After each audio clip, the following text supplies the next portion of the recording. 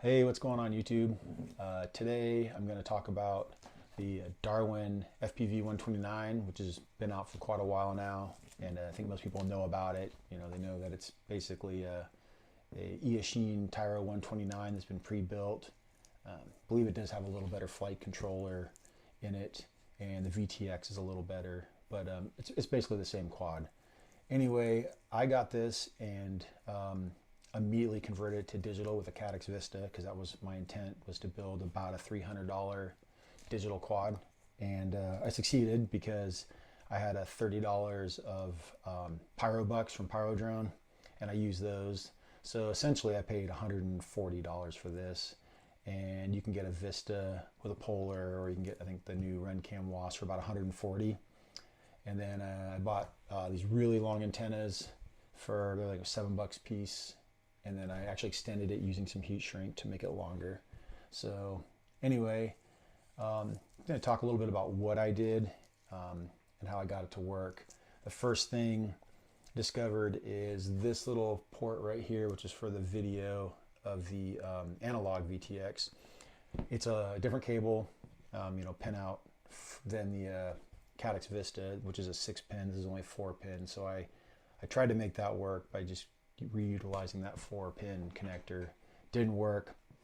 It gave me power and I got video, but what I didn't get was the limited Betaflight OSD that shows battery voltage, direction, some of the other things that you can get from a GPS. So what I had to do, as you can probably see right here, maybe, is I trimmed off 2 of the wires and just used this to get power, because it's like 9 volts here, which is perfect for the Vista. And then I ran the RX and TX wires to the top of the flight controller. There's a spot where TX3 and TX4 is. So that's what I did there. And then for the receiver, I did ELRS, HappyModel ELRS is my little antenna. I just kind of stuck it right there. That one, I was able to also solder the RX and TX up top, but then I couldn't find a good power spot, so what I did was I soldered it on the back side of the board of the flight controller underneath. There was a 5-volt and a ground there. So I got that taken care of, and got it all configured up, and flies great. One thing I had struggle, like you see my VTX here, the Caddx Vista is kind of off-center between these posts.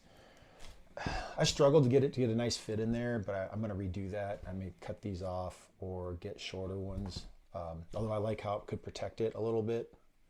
So I'm going to try to remove that and put it right back in here and get that a little better. The other thing I did was this antenna is pretty long as it is, 180 millimeters, but I actually extended it using heat shrink. I did multiple layers of heat shrink. Yeah, it's a little floppy, but it's just longer. And then the other thing I need to do sooner than later is this GPS. I had it plugged in for 15 minutes with a second battery, and it took about that long to get lock. And every time it seems that way. So I've tried to do is plug a battery in and get it to lock on first, and swap to my flight battery. Well, I did that actually earlier today. I had 10 satellites and unplugged, plugged in, and it's like it had never been connected. It was at 0 and it sat there, and I gave up after about 5 minutes.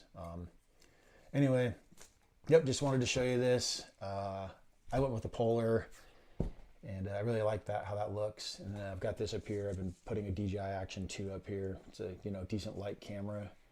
Right now I've been flying. It's barely freezing outside, snow on the ground. I actually think today, I know the sun's out a little, might hit like 34, 35. So I'm not getting the greatest flight time. I've had a few flights, and 6-7 minutes on a 2200. I think I'll get double that, just cruising easy once it warms up a little bit, but cold and batteries don't get along very well. Anyway, that's pretty much it for now. There'll be more flight footage in the future as I fly more, and I'm gonna put a little bit of footage from the Action 2 and from my goggle view from the DVR of the goggles here in a second. Anyway, I hope you enjoy. If you have any questions about how I did this, I think I took some pictures, so if someone was interested, I could send those to you. Anyway, have a great day, and we'll see you next time.